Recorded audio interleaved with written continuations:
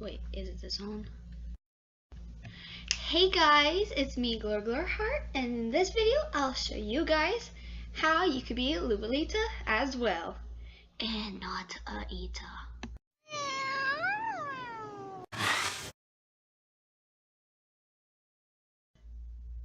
So, in case you guys did not know whatsoever what a Lolita is a fashion that developed in Japan. It's doesn't have to do with anime at all. It's not a costume. It has nothing to do with Japan itself. It's just a fun style you could do. I'm a Lolita fan myself, and so in this video I'll be showing you guys things you could do to be a Lolita. First up, maybe I should explain two things. One is the Lolita, and two is the Itas. Let's see.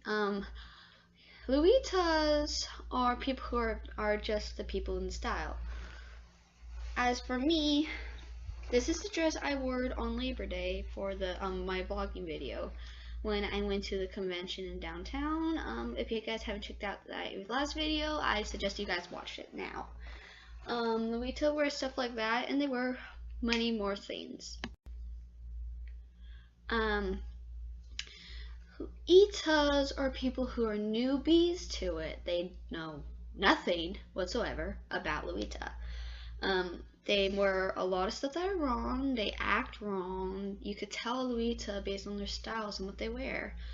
I'm not a Lolita because I've been living with my aunt, who's a Lolita, since I was a baby, so I know the basics and such.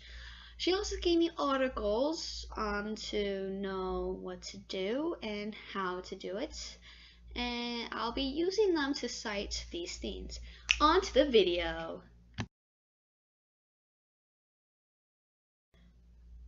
Alright, first step is the dresses. Okay, let me fix the camera a bit. The dressing is a huge part in Lolita. That's pretty much the whole outfit. There's a lot of things you should do and you shouldn't. And I'll be explaining those things. First thing, you need to be careful of where you get your dress. Some Lolita stores have dresses you could get, but sometimes they're made out of cheap fabrics. And they claim they're Lolitas when they're not. That's another thing you guys have to be careful about. You have to make sure you get them from places that actually are Lolita, and they aren't cheap. My aunt gets our clothes from Bodyline. Bodyline, you still have to be careful with it. This dress, as you guys saw, came from Bodyline. I like it, but it was really hard. It matches me more than my aunt, so. Another thing is you have to actually follow the styles, and I mean the styles of Lolita. You might think it's odd. Lolita has styles? It's odd, to you guys, but to me it's natural. There's different types of Lolita. Gothic, sweet, classic, yeah, there's many. So when you're buying Lolita clothes, you have to make sure they're accurate. One way is, if you're goth and you want to wear this, be a gothic Lolita. But you have to make sure the style is right. Meaning no colors like red and purple, whatever, they have to be the exact styles. You might want to look up pictures of goth Lolita if you're curious, as well as any other if you're curious about it. That way you'll be able to know what colors the outfits should be. Another thing is what the dress looks like. Most people who are Itas get black dresses with white lace and white stuff. That is not Lolita. That's very common for Itas because they don't understand anything. The dresses have to match, and there has to be some theme to the dress. There's no theme, you're an Ita. It's really difficult, but there's a lot of stuff that you should do. But you'll be able to get the hang of it as long as you know what a Lolita is, you researched a lot about it, and all sorts of stuff. And I would suggest you guys making your own clothes in case you can't buy any, but you might want to at least buy one Lolita dress and then that's it. So that you could experience what it's like to be a Lolita, go to conventions with it and other places, and so then you guys could experience what it's like. Then once you have more experience, you could start making your own. If you guys didn't know, most of my dresses are made by my aunt, even my petticoats, shrugs, and such. So that's it for the dress category.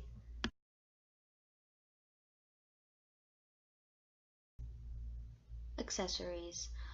Those are really important. Those bring out the style of your dress. Accessories can come from simple necklaces to headbands, cuffs to hair bows. All dresses, if you're lucky enough, come with accessories. For instance, the dress I wore came with a handbag, well, a tote bag, and this bow.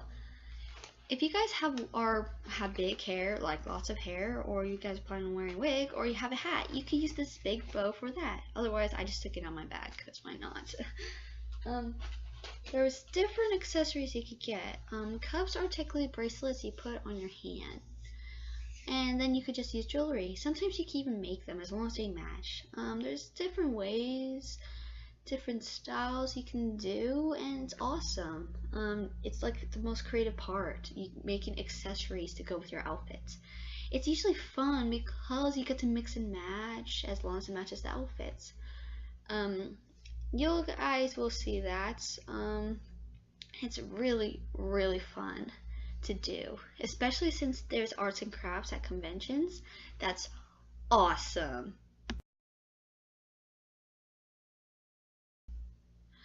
Shoes are another important part.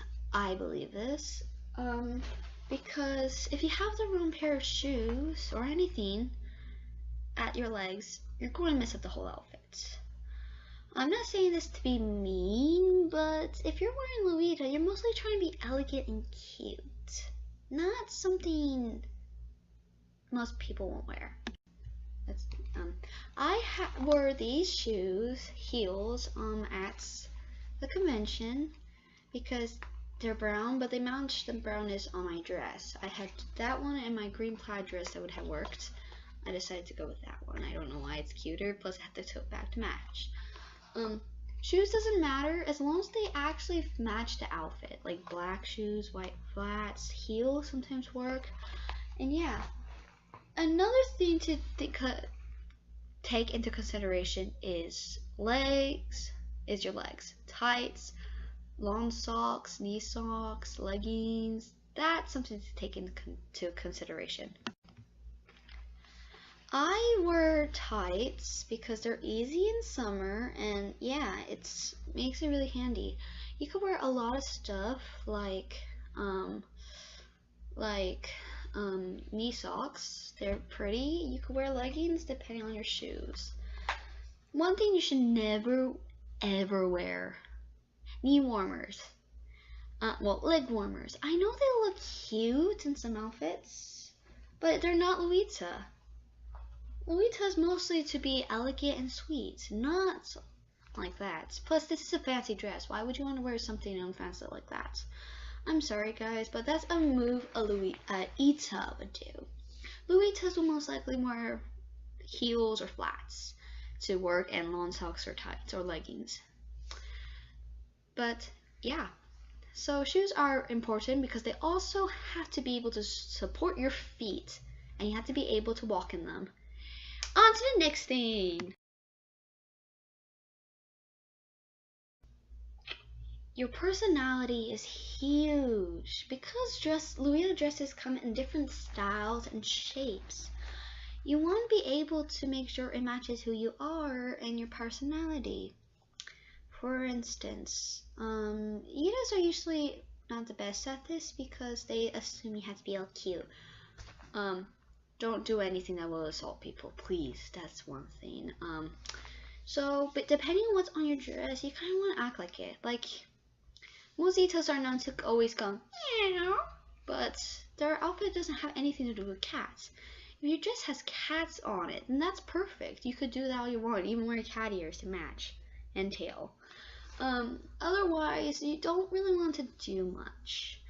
For instance, then what I was wearing, I kind of had to act a bit proper, but I could still be myself in it because there's no general theme with it. So make sure if your dress has a theme to be used to it, and to make sure your personality matches with it. You need friends. Now, I don't mean like, oh, get a pack of friends over here and go to the convention. I mean actual people who dress in Lolita. That way you'll be safe. Lolita fashion is complicated, which is why it helps that you guys have allies and friends who actually love Lolita as much as you do and been doing it for a while. I like going places with my aunt because she dresses in Lolita and I learn a lot from her. So I know what to act and such since she's been Lolita since I was born. Your allies are most important in this case. You need to be able to make friends. So that's why I suggested earlier to get one dress. That way if you go to a convention or something like that and meet other Lolitas, you guys could become friends and then you guys could plan stuff together. That way if there's future events, you won't be alone. And you'll at least have a friend with you or a group of friends as allies and will help you get better. That way you can improve your techniques of being from Itas to a major Lolita. Like over there. So having someone who you know you trust a lot with you is easy. And I'm not saying you can't have your own friends with you. I'm just saying well, if these people don't know what the heck Lolita is, that's dangerous. If they think of Lolita as a costume, Lolita is not a costume. Then you're going to be in big trouble. You want to be able to be with someone you know. Well, you do want to be with someone you know, but you also want to be with someone who has been doing Lolita their whole life. That way, there's no granite that you'll fail. You'll most likely be able to fit in with all the other Lolitas because you'll know what to do and what not to do because you have friends watching your back. I'd like to thank you all so much for watching. I tried my best to edit this video as much as I can. I hope you guys really find these tips helpful. I'll leave the blog's name in the comments below so that you guys could check them out. I don't know their website. I just know the name because of the articles my aunt gave me. So I hope these will really help you out a lot. If you have any questions about Lolita, you guys can leave a comment below, and I'll try my best to answer them. If you have anything you want to know about Lolita, or like what style of Lolita I am, then go ahead and leave a comment. And if there's stuff I don't know, I'll ask my aunt. So please leave a comment below, give this big video a big thumbs up, subscribe, share with your friends, click that bell notifications, and I'll see you guys next time. Bye! At the end, there's little reminders. I hope you guys will watch them. If you need to, and the video goes way too fast, pause them so you can watch.